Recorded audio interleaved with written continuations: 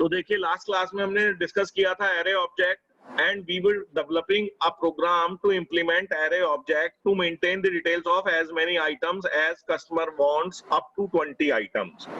तो इसमें हमें क्या क्या केसेस बनाने थे, इसमें हमें फैसिलिटीज प्रोवाइड करानी थी to purchase an item, to modify the quantity of an item, for the cancellation of an item, to display details of a particular item, to generate bill. Now in this program we have developed a case to purchase an item, we have developed a case to display bill. Clear?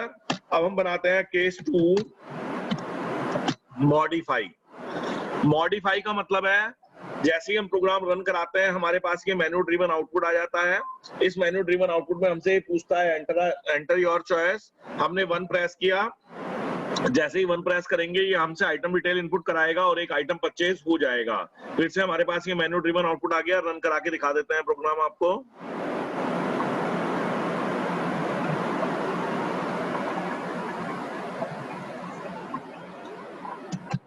Go to command prompt, CSC and program name item demo1.cs. As you are seeing, program has been compiled successfully. No error has been generated. Run कराएंगे. Class name. आपके पास menu driven output आ गया. आपने item purchase करना है, आपने press किया 1. It will ask for item number. It will ask for item name. It will ask for item price. It will ask for item quantity. Again you will get the menu. अब आप एक और item purchase करना चाहते हैं, आपने फिर से प्रेस किया 1. It will ask for item name, item number. Then it will ask for item name. It will ask for item price. It will ask for item quantity. Again you will get the menu. फिर से आपने item purchase करना है, आपने press किया 1. It will ask for item number. बेटा mute कर लीजिएगा, साउंड इको कर रही है. It will ask for item name.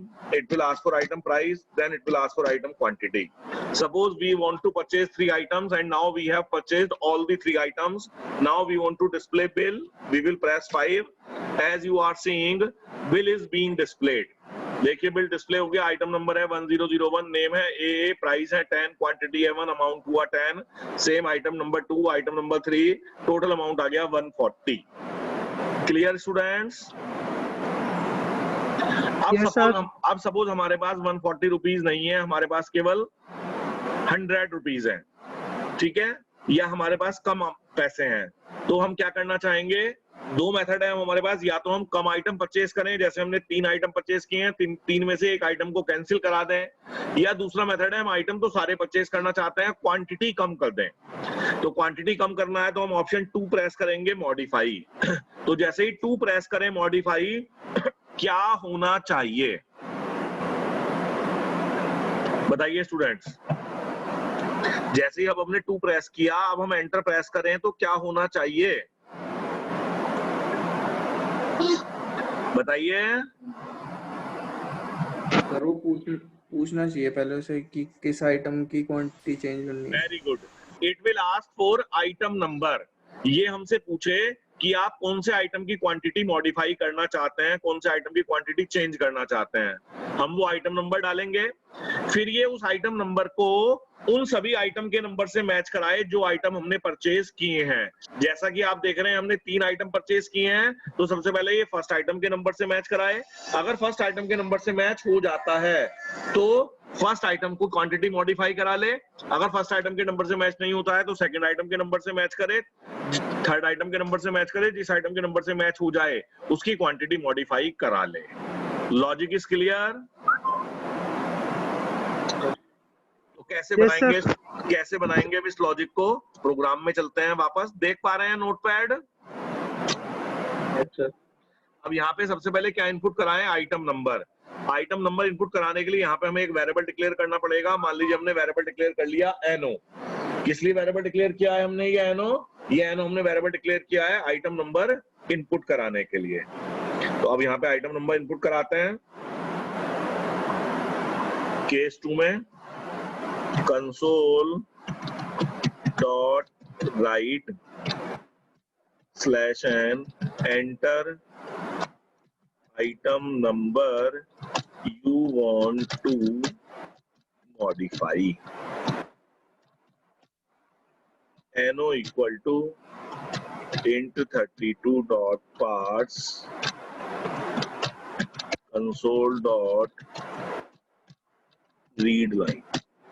बताइए यहाँ तक समझ आया कि नहीं आया? Yes sir. अब क्या करें? अब इस आइटम को उन सभी आइटम के नंबर से मैच कराएं जो हमने आइटम परचेज किए हैं। क्लियर? तो हमने कितने आइटम परचेज किए हैं ये हमें किससे पता चलेगा? हमने कितने आइटम परचेज किए हैं ये हमें किससे पता चलेगा? बताइए। हेलो स्टूडेंट्स, हमने कितने आइटम परचेज किए हैं ये हमें किससे पता चलेगा? Sir item array object C से। आइटम एरे ऑब्जेक्ट से पता नहीं चलेगा। आइटम एरे ऑब्जेक्ट तो हमने 20 का लिया है। हमने कितने आइटम परचेज किए हैं ये एक्चुअली हमें पता चलेगा सी से, क्योंकि जब भी हम आइटम परचेज करते हैं तो सी में इंक्रीमेंट होता है। तो हम लूप चला देंगे फॉर i = 0, क्योंकि फर्स्ट आइटम 0 से स्टार्ट होगा। कहां तक? i < c तक, i++। यहां पर हम मैच करा के देखेंगे if no = ti.itno।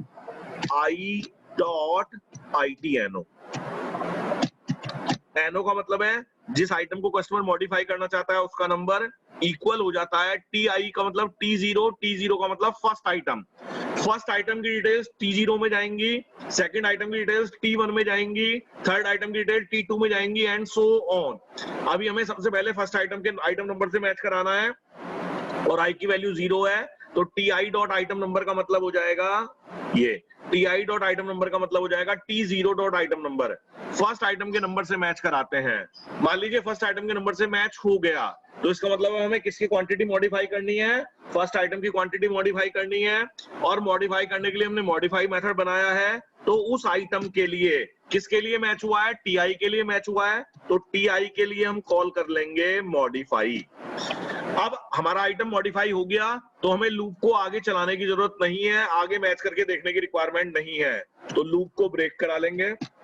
Closing of if, closing of for, switch case का ब्रेक। बताइए समझ आया कि नहीं आया? Yes sir. सेव करते हैं, वापस कमांड प्रॉम्प्ट पे चलते हैं, देन अगेन कंपाइल कराते हैं। एरर आ गई है, item.itno is inaccessible due to its protection label। बताइए ये एरर समझ आ रही है या नहीं आ रही है? सर प्राइवेट बना रखे हैं ऊपर शायद। Very good. ये जो itno है, itno हमने क्लास के अंदर प्राइवेट बनाया है, और क्योंकि हमने कोई एक्सेस स्पेसिफायर नहीं दिया। अगर कोई एक्सेस स्पेसिफायर नहीं देते हैं तो by default private access specifier जाता है। तो itno is private that can only be accessed within the class, that cannot be accessed outside the class। और हम यहाँ पर क्लास के बाहर एक्सेस कर रहे हैं itno को, तो हमें itno को क्लास के बाहर एक्सेस करने की रिक्वायरमेंट है, तो इसलिए इसको आप क्या बना दें? पब्लिक। अब इसको सेव कराएं, वापस कमांड प्रॉम्प्ट पे चलें, फिर से कंपाइल कराएं। As you are seeing, program has been compiled successfully। Run करा लेते हैं। सब आइटम परचेज कराना है, हमने 1 प्रेस किया, दोबारा से रन कराते हैं। कोई एरर आ गई है, देखते हैं क्या एरर आई है। 1 प्रेस किया, आइटम नंबर परचेज करा रहे हैं तो हमसे पूछेगा, हमने आइटम नंबर डाला 11, नेम डाला AA, क्वांटिटी प्राइस डाले 10, क्वांटिटी डाली 1। एक और आइटम परचेज करना है, हमने फिर 1 प्रेस किया, आइटम नंबर डाला हमने 22, नेम डाला हमने BB, प्राइस डाले हमने 20, क्वांटिटी डाली हमने 2। एक और आइटम परचेज करना है, हमने फिर से 1 प्रेस किया, आइटम नंबर डाला 33, आइटम नेम डाला हमने CC, आइटम प्राइस डाले 30, क्वांटिटी डाली 3। एक और आइटम परचेज करना है, हमने 1 प्रेस किया, आइटम नंबर डाला हमने 44, नेम डाला DD, प्राइस डाले 40, क्वांटिटी डाले 4। इस तरह से कितने आइटम परचेज किए हमने? 4। अब हमें बिल डिस्प्ले कराना है तो 5 प्रेस करते हैं। ये देखिए हमारे पास बिल डिस्प्ले हो गया। 4 आइटम नंबर्स की डिटेल दिखा रहा है जो हमने परचेज किए हैं, लास्ट में टोटल अमाउंट दिखा रहा है। Clear students? Yes sir. अब आप देख रहे हैं आइटम नंबर 22 की कि हमने कितनी क्वांटिटी परचेज की है, ठीक है। अब हम ये मॉडिफाई करना चाहते हैं तो हमने ऑप्शन चूज किया 2। Now it's asking enter item number you want to modify. कौन से आइटम को आप मॉडिफाई करना चाहते हैं उसका नंबर डालना है। मान लीजिए हमने कहा 22। देन क्या हुआ, ये तो प्रोग्राम वापस मेन्यू आ गया। क्वांटिटी इनपुट करानी चाहिए थी इसको, क्वांटिटी इनपुट करानी चाहिए थी। देखते हैं क्या प्रॉब्लम आई।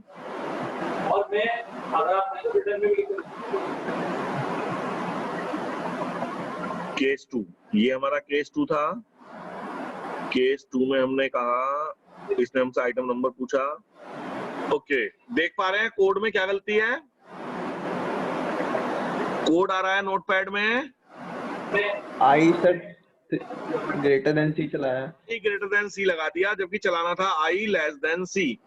फर्स्ट आइटम 0 पोजीशन पर होगा, कहां तक चलाना है, सी तक चलाना है, यानी कि आई लेस देन सी तक चलाना है। फिर से सेव करते हैं, अगेन कमांड प्रॉम्प्ट पे जाते हैं, प्रोग्राम से बाहर आते हैं, फिर से कंपाइल कराते हैं। हैज बीन कंपाइल्ड सक्सेसफुली, फिर से रन कराते हैं, परचेज करते हैं। ये हमने फर्स्ट आइटम परचेज कर लिया। अब सेकंड आइटम परचेज करते हैं, फिर से 1।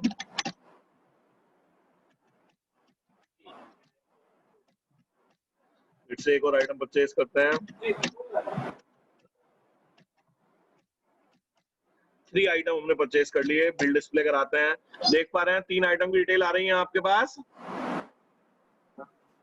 हमें मॉडिफाई करना है, हमने 2 प्रेस किया। ये पूछ रहा है enter item number you want to modify, हमने कहा 22। तो देखिए 22 को इसने मैच कराया। सबसे पहले 22 को 11 से मैच कराया, मैच नहीं होता है। 22 को 22 से मैच कराया, मैच हो गया, यानी कि इसे मॉडिफाई करना है।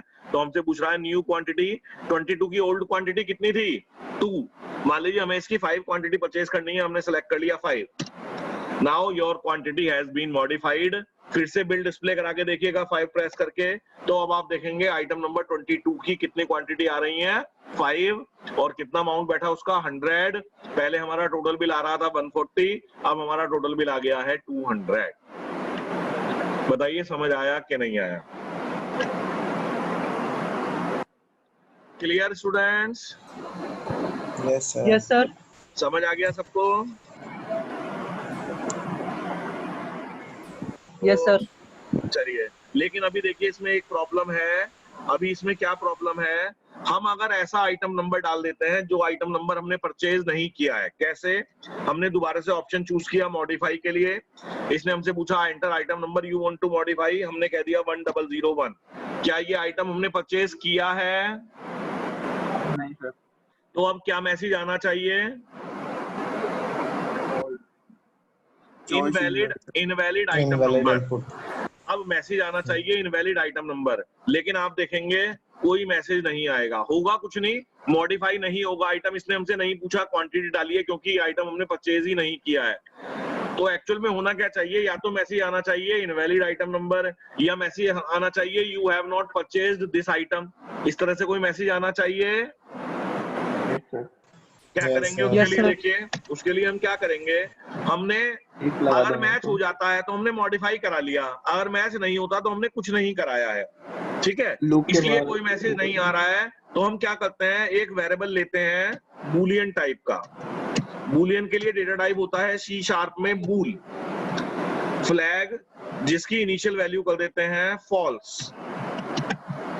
अब हमने यहाँ पर मैच कराया, मैच अगर हो गया तो मॉडिफाई करा लिया, मॉडिफाई हो गया तो हमने फ्लैग की वैल्यू कर दी ट्रू। क्लियर? एल्स अगर मॉडिफाई नहीं हुआ तो हमने फ्लैग की वैल्यू कर दी फॉल्स। तो जब इस लूप से बाहर आएंगे, ये लूप यहाँ खत्म हो रहा है, जब इस लूप से बाहर आएंगे तो या तो हमें फ्लैग की वैल्यू ट्रू मिलेगी या फ्लैग की वैल्यू हमें फॉल्स मिलेगी। अगर मॉडिफाई हो गया होगा तो फ्लैग की वैल्यू ट्रू मिलेगी, हमें कुछ नहीं करना। अगर मॉडिफाई नहीं हुआ है तो फ्लैग की वैल्यू फॉल्स मिलेगी, हमें मैसेज डिस्प्ले कराना है। तो हमने चेक करा लिया, if flag equal to false console dot write line slash n invalid item number. ठीक है, क्लियर? बताइए students. Yes, sir. Yes, sir. Save कर लेते हैं, अगेन कंपाइल कराते हैं।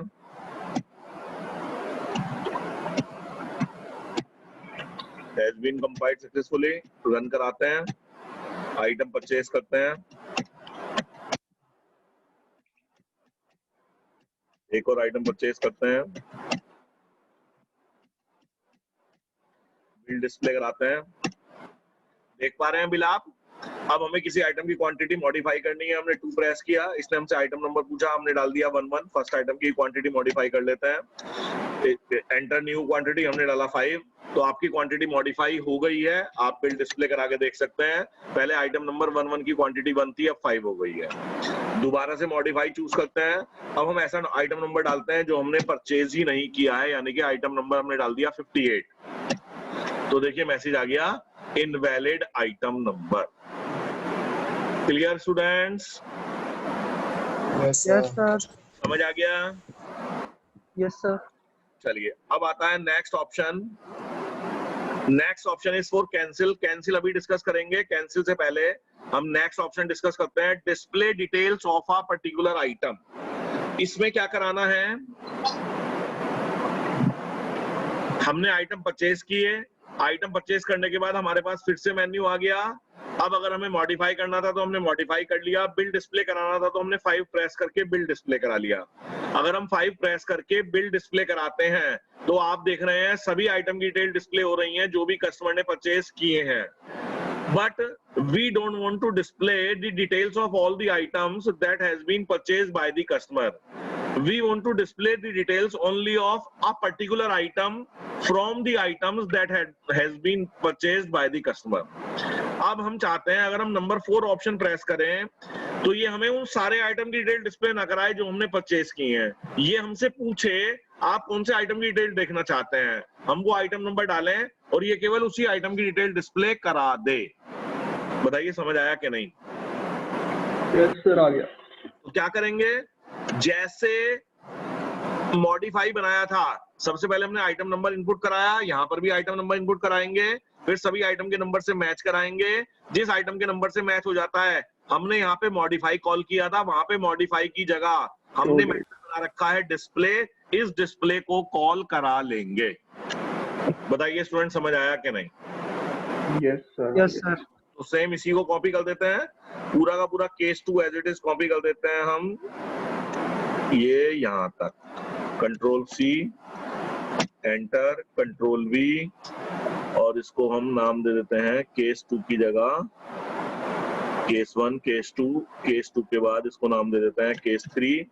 यहाँ पर मॉडिफाई की जगह कहेंगे enter item number you want to display, यहाँ पर मॉडिफाई की जगह फंक्शन कॉल करेंगे डिस्प्ले।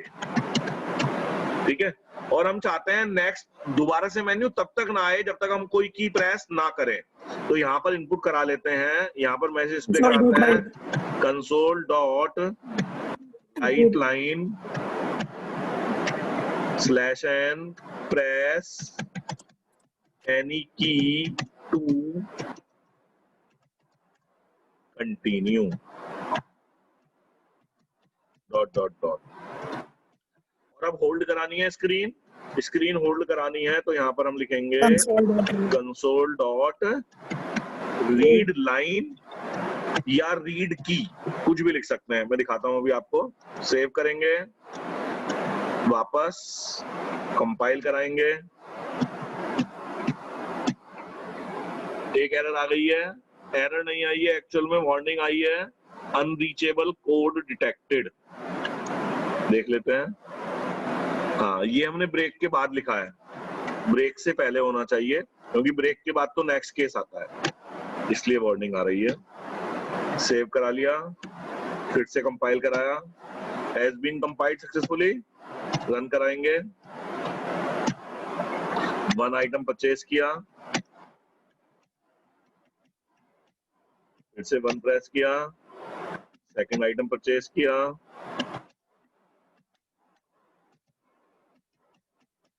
फिर से 1 प्रेस किया, थर्ड आइटम परचेज किया, हमने 5 प्रेस किया, ये बिल डिस्प्ले करा लिया। देख रहे हैं आपके पास पूरा बिल डिस्प्ले हो रहा है। Hello, yes sir.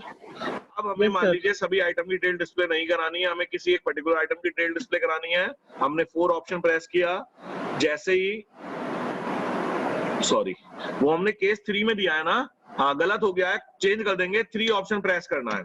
हमने केस 3 क्योंकि आप देख लीजिए एक बार कोड में हमने जो बनाया है वो केस 3 में बनाया है, गलत बना दिया, यहाँ पे केस 3 की जगह केस 4 देना था। चलो वो सही कर लेंगे, अब हमने 3 दे दिया। आप मान के चलिएगा 3 वाला जो ऑप्शन है वो डिस्प्ले के लिए है। तो आपसे पूछा है enter item number you want to display, हमने कहा मान लीजिए 22। तो आप देखिए केवल ये 22 वाले आइटम की डिटेल डिस्प्ले करा रहा है। आइटम नंबर 22, उसका नाम है बीबी, आइटम प्राइस है 20, क्वांटिटी है 2, अमाउंट पे करना है उसके लिए आपको 40, और फिर मैसेज आ गया press any key to continue, वापस मेन्यू नहीं आया। और जब आप एंटर प्रेस करेंगे तब आपके पास मेन्यू आएगा और अब आप जो भी ऑपरेशन परफॉर्म करना चाहें वो करा सकते हैं। बताइए समझ आया कि नहीं आया? Yes sir. क्लियर? सही कर लेते हैं। एक्चुअल में ये केस 3 नहीं है, केस 4 है, और ये डिस्प्ले की स्पेलिंग गलत हो गई है। चलिए समझ आ गया। अब हमें बनाना है केस 3। जैसे ही ये मेन्यू ड्रिवन आउटपुट आया, हमने 3 आइटम, 4 आइटम, 5 आइटम जो भी परचेज किए हैं वो बिल से हमें पता चल जाएंगे। अब हमें पे करना है 140, और मान लीजिए हमारे पास अमाउंट है केवल 100 रुपीज। तो हम एक आइटम रिटर्न करना चाहते हैं, कौन सा? Item number 22। We want to cancel this item, we want to return this item. Clear students? Hello, Yes, sir. तो बताइए क्या करें रिटर्न कराने के लिए? जैसे ही हम नंबर 3 ऑप्शन चूज करें तो सबसे पहले क्या होना चाहिए?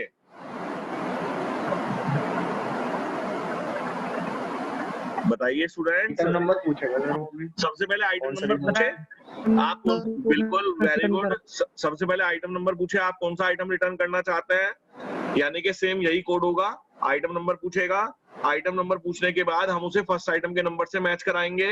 अगर फर्स्ट आइटम के नंबर से मैच हो जाता है, मान लीजिए कस्टमर ने आइटम नंबर 11 डाल दिया, तो फर्स्ट आइटम को रिटर्न करना है। तो फर्स्ट आइटम के नंबर से मैच हो गया तो क्या करें, उसके नीचे जो सेकंड आइटम है उसे एक ऊपर शिफ्ट करा दें, उसके सेकंड के नीचे जो थर्ड आइटम है उसे एक ऊपर शिफ्ट करा दें, थर्ड के नीचे जो फोर्थ आइटम है उसे एक ऊपर शिफ्ट करा दें। जहां मैच हो गया उसके बाद जितने भी आइटम्स हैं उन सभी को एक एक ऊपर शिफ्ट करा दें, और सी में लास्ट में एक का डिक्रीमेंट कर दें, क्योंकि पहले हमारे पास 5 आइटम थे, अब हमने एक रिटर्न कर दिया तो कितने रह गए? 4। Clear students? समझ आ गया? सर। तो सबसे पहले हमें इनपुट कराना है, इनपुट के लिए हमने ये कोडिंग ली, फिर उसे मैच कराना है, मैच कराने के लिए ये कोडिंग ली, कंट्रोल सी। यहाँ पे हमने बना लिया केस 4, केस 3 बनाना है ये। सबसे पहले हमने आइटम नंबर इनपुट कराया, enter item number you want to cancel, then input करा लिया। इनपुट कराने के बाद उसे फर्स्ट आइटम के नंबर से मैच कराया। अगर वो फर्स्ट आइटम के नंबर से मैच हो जाता है तो उसके बाद के जितने भी आइटम्स हैं सबको ऊपर एक एक शिफ्ट करना है। तो क्या करें बताइए, बोलो स्टूडेंट्स। लूप लगाना पड़ेगा, क्योंकि केवल सेकंड आइटम को ही फर्स्ट पे शिफ्ट नहीं करना, सेकंड को फर्स्ट पे शिफ्ट करना है, थर्ड को सेकंड पे शिफ्ट करना है, फोर्थ को थर्ड पे शिफ्ट करना है, फिफ्थ को फोर्थ पे शिफ्ट करना है। ऐसे जितने आइटम परचेज किए हैं लास्ट तक सभी को एक एक ऊपर शिफ्ट करना है। तो हमने कहा J equal to I, J less than C minus 1। अभी तक तो हम लूप चला रहे थे लेस देन C तक, अब लेस देन C माइनस 1 तक लूप चलाएंगे। क्यों, हम अभी बताएंगे आपको। J प्लस प्लस हमने कहा J equal to I, J equal to I का मतलब है हम उस आइटम पर पहुंच गए हैं जिस आइटम को कैंसिल करना है, तो उसके नेक्स्ट वाले आइटम को ऊपर शिफ्ट करना है। नेक्स्ट वाले आइटम को ऊपर शिफ्ट करने के लिए लिखेंगे TJ equal to T J plus 1। ये बात बताइए समझ आई कि नहीं आई?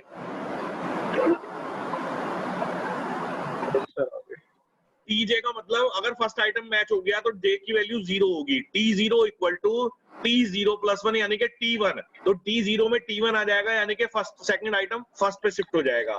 फिर लूप नेक्स्ट टाइम चलेगा तो J की वैल्यू J++ से 1 हो जाएगी, T1 इक्वल टू T2 यानी कि थर्ड आइटम सेकंड पे हो जाएगा। इस तरह से जब हम सेकंड लास्ट पर पहुंचेंगे तो J+1 की वजह से लास्ट आइटम शिफ्ट हो जाएगा, तो हमें लास्ट आइटम पर जाने की रिक्वायरमेंट नहीं है, इसलिए हमने C-1 तक लूप चलाया है। ये फॉर लूप सारे आइटम शिफ्ट कर देगा। जब ये फॉर लूप सारे आइटम शिफ्ट कर देगा तो हमें आगे शिफ्टिंग कराने की रिक्वायरमेंट नहीं है, हमारा आइटम कैंसिल हो गया है। हमारा आइटम कैंसिल हो गया है तो फ्लैग की वैल्यू कर लें ट्रू, और इफ फॉर लूप को ब्रेक करा लें क्योंकि अब आगे कंपेयर करने के देखने की रिक्वायरमेंट नहीं है। इफ को क्लोज कर दें। एल्स अगर ऐसा नहीं है यानी कि शिफ्ट नहीं हुआ है, मैच नहीं हुआ है, तो फ्लैग की वैल्यू कर दें फॉल्स। क्लियर? देन उसके बाद हमारा फॉर लूप क्लोज होगा। फॉर लूप क्लोज होने के बाद चेक कराएंगे if flag equal to true, तो मैसेज डिस्प्ले करा लें console dot write line slash n item has been cancelled successfully, else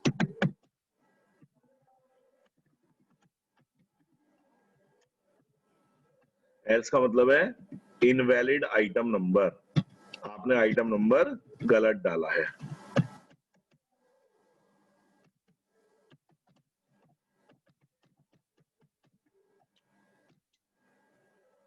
clear?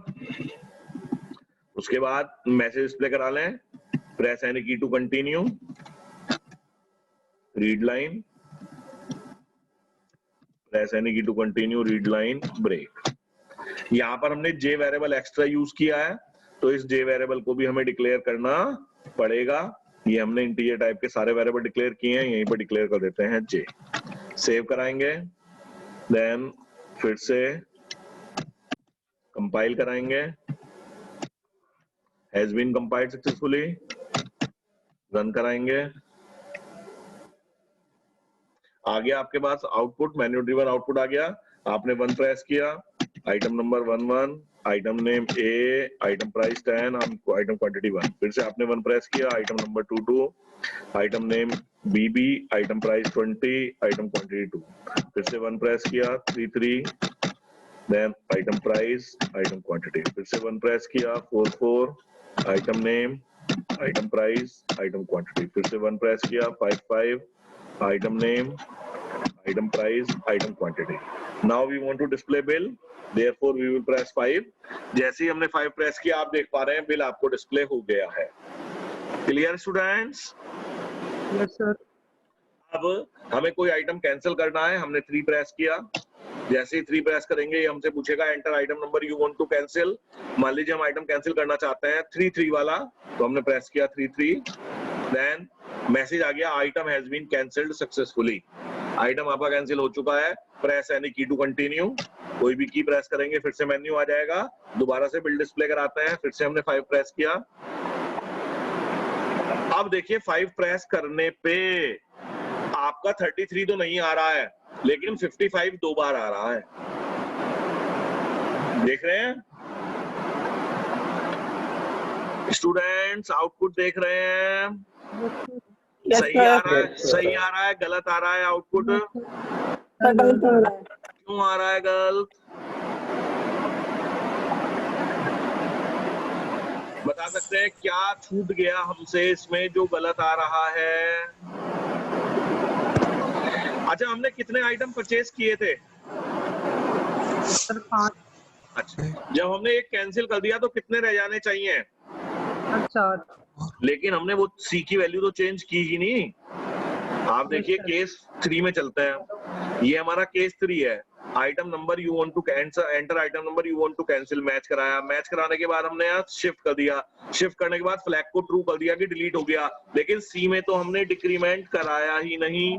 जब हमने सी में डिक्रीमेंट नहीं कराया तो 5 ही आइटम रहे, जब 5 ही आइटम रहे तो ये 5 ही डिस्प्ले कराएगा, 5 डिस्प्ले कराएगा तो पहला डिस्प्ले करा दिया, दूसरा करा दिया, तीसरा करा दिया, चौथा करा दिया, 4 ही थे लेकिन लूप 5 बार चल रहा है तो चौथे को ही बार बार डिस्प्ले कराता रहेगा, इसलिए हमें यहाँ पे सी में 1 का डिक्रीमेंट कराना पड़ेगा। अब दोबारा से इसको कंपाइल करेंगे, दोबारा से रन कराएंगे। Has been compiled successfully, run हो गया। परचेज कर लेते हैं एक आइटम,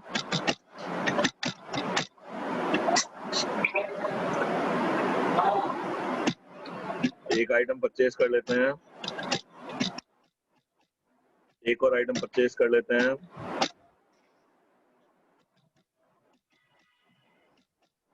एक और आइटम परचेज कर लेते हैं,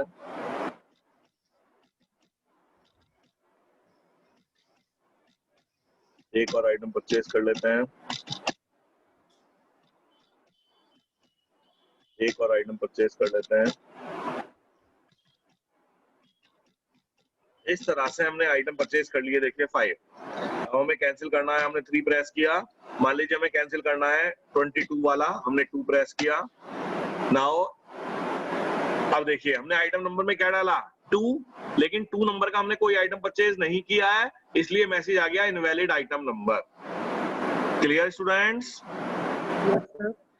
अब दोबारा डिस्प्ले करा के देखते हैं, वही 5 आइटम्स आ रहे हैं। अब हमने दोबारा से चूज किया 3 कैंसिल कराने के लिए, आइटम नंबर हमने डाला 22, मैसेज आ गया item has been cancelled successfully, press any key to continue, फिर से मेन्यू आ गया, फिर से बिल डिस्प्ले करा के देखते हैं, तो अब आपको वो आइटम नंबर 22 नहीं दिखाएगा। That item has been cancelled successfully. बताइए समझ आया कि नहीं आया? Clear students? In this way, we can use the concept of array object and we can maintain the details of multiple. इस तरह से हम array object का concept यूज करके कहीं पर भी किसी भी प्रोग्राम में मल्टीपल की डिटेल्स मेंटेन करा सकते हैं। बताइए समझ आया कि नहीं आया? सर एक बार सिंगल आइटम डाल के उसे कैंसिल करवाना है एक बार सर। सिंगल आइटम डाल के कैंसिल कराएं, यानी कि सारे आइटम पहले कैंसिल कर दें। 3 प्रेस किया, आइटम हमने 1 कैंसिल कर दिया, फिर 3 प्रेस किया, आइटम हमने 3 कैंसिल कर दिया।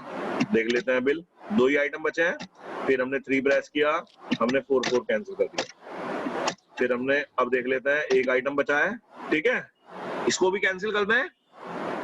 Yes sir. 3 प्रेस किया, हमने कैंसिल कर दिया 5। बिल डिस्प्ले कराते हैं, सॉरी बिल डिस्प्ले कराते हैं, अब कोई बिल नहीं आ रहा है, देखिए। Clear students? और बताइए। तो देखिए ये मीटिंग ओवर होने वाली है, जल्दी से समझ लीजिएगा स्टूडेंट्स। ये प्रोग्राम आपका कंप्लीट हो गया है, इस प्रोग्राम को हम आपको व्हाट्सएप कर देंगे और दूसरा प्रोग्राम, पहले इस प्रोग्राम को समझेंगे, फिर इसको बना के देखेंगे प्रॉपर्ली रन कर रहा है कि नहीं कर रहा है। उसके बाद सेम एज इट इज आपको ये वाला प्रोग्राम बनाना है जो हम पहले बना चुके हैं, लेकिन पहले जो हमने बनाया था to maintain the details of single account in a bank. अब आपको बनाना है to maintain the details of multiple accounts in a bank. Clear students? तो ये प्रोग्राम आप बना के देखिएगा। इसी के साथ हमारा कंप्लीट हो जाता है कंसेप्ट ऑफ एरे ऑब्जेक्ट और इसी के साथ हमारा कंप्लीट हो जाता है basics of classes. Next class से